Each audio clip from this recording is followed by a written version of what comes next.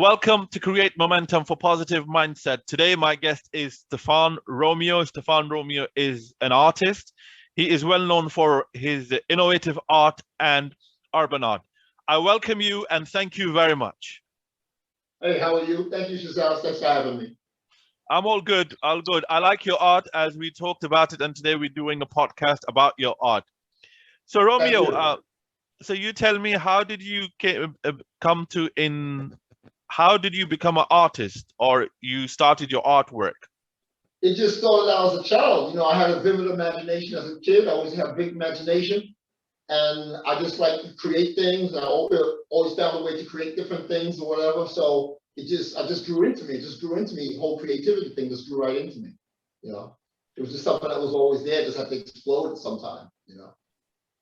So who did inspire you, and how did your connection become more with the art that you have to work in an art field? Or well, I would say to answer the first part of that question, I would say my grandmother mostly inspired me in art, because she kind of was very strict, but she always told me, she raised me with such discipline that I have to find a creative channel.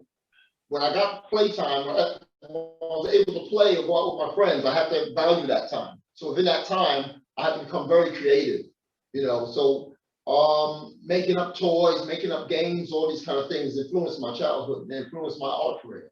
So I find all the new stuff I'm working on just influences that, and it just gives me that drive. But other influences can be music as well. I like to listen to music while I do my art. I do my paintings and stuff, and I like theater, so I'm into theater shows as well. Yeah, that's really great. Art is nowadays art is very famous, as you know. So who are your biggest influence to become an artist? Well, my biggest influence, I don't really have too many. I don't really listen to the radio much because I do music on the side as well. I do poetry. I would say hip hop, but I kind of do my own kind of style of hip hop. I would say my influences would be like being around real cool people, not so much actors, celebrities, but basically people, being around real cool people, looking at images outside, getting the eyes view on just hanging out with real cool people I run into every day. That can be my basic influence too as well. That's why I find it. So it's real laid back kind of influences. So what motivates you to create art? Colors, life itself, the feeling of creating something new, just the overall inspiring of my childhood growing up with skateboards, BMX biking, being in the Boy Scouts, camping, hiking, fishing, all these things combined into one just have influenced my art to a big extent that I just live and breathe art every day now, Yeah, that's a great thing. When you are motivated towards something or something like a passion, so it's not a work which you love to do, and sometime money or time will not make a matter, because whatever you love to do, you find time for it. You have to find time. I know a lot of people that dropped out of art, music, production, DJing, because they say they don't have the time. But in this business of being an artist, people don't understand it's a sacrifice too. I've sacrificed relationships. I've sacrificed having children. I sacrificed so much just to be where I'm at right now in my art field, in my career, that people don't fully understand that. I mean, I make a joke about eating cat food, but one time I did used to eat cat food, because when you're poor and you don't have no money and you still want to paint, these are hardships of real life terms of being an artist. People don't fully understand that. So all the young artists coming up, it's longevity in this business. You have to be very committed to it. When one's an artist, his or her life is filled with hardships, sadness or bitterness, happiness, and that's basically one of the poems I wrote for that. You know what I mean? So that's how I see it. Yeah, that's what it is. See, as people don't want to put the time and effort, and they want to become more success in different fields. So it's like Right. they want to go in a heaven, but they don't want to die. So it's not gonna happen. So Yeah, it's like it's like a good process. point. Yeah, it's like a Good point. process. So Good point. you have to Right. enjoy the journey while whatever happening. So Right. I know it's sometimes it's completely awkward, but however, Right. you have to enjoy the journey. And another question I mean, now. I've had artwork stolen from me in restaurants. I've had artwork pieces stolen, you know. So this is part of the journey, that you go through. You also get copycats, that try to take your style. You know what I mean? So this is part of the journey you go through. You also get con artists, that want to try to, buy your pieces because they see that you're in a desperate situation, but they want to pay for your pieces and give you the least amount of money for it. That is not, it's not the value. They don't want to meet the value of the work. So these are the things you go through in the industry. You know what I mean? I'm not even in the industry. I'm just independent. But I see what goes on and how the unfairness is, and who knows this person, and they can get me kind of slide in. But with me, I'm independent. I build my clientele one person at a time. Okay, that's really great. Another thing I just want to speak with you about, that NFTs, digital art nowadays is very popular. So can you tell me why is the reason? Why is the reason it's so popular? So many people ask me to go into NFTs. They do say, yo, why don't you go into NFTs?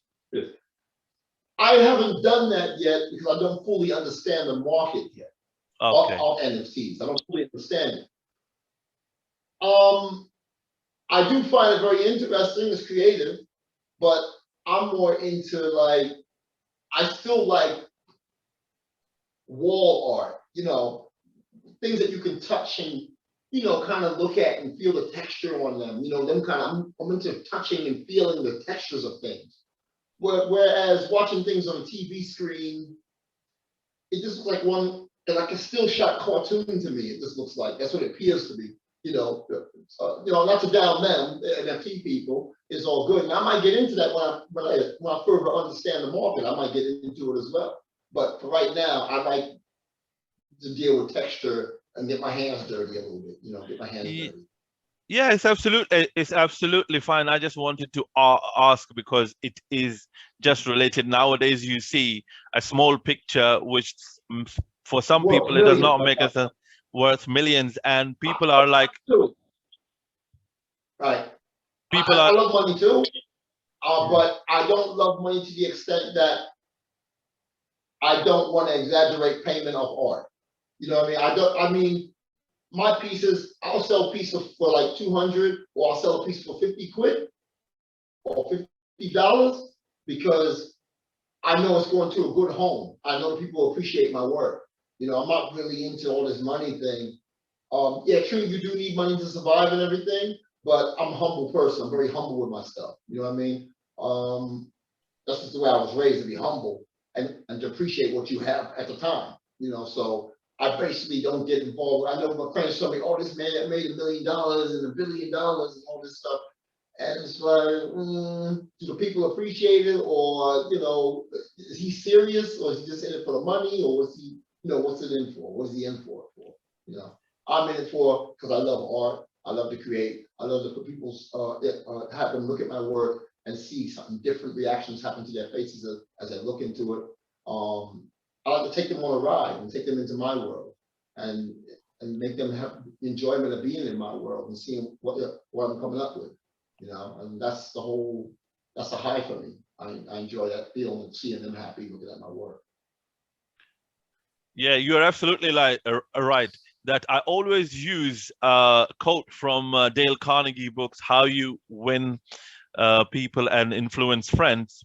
So it's just say once that, you have to put yourself in someone else's shoes, what circumstances they are going through, what are their interests, you need to know.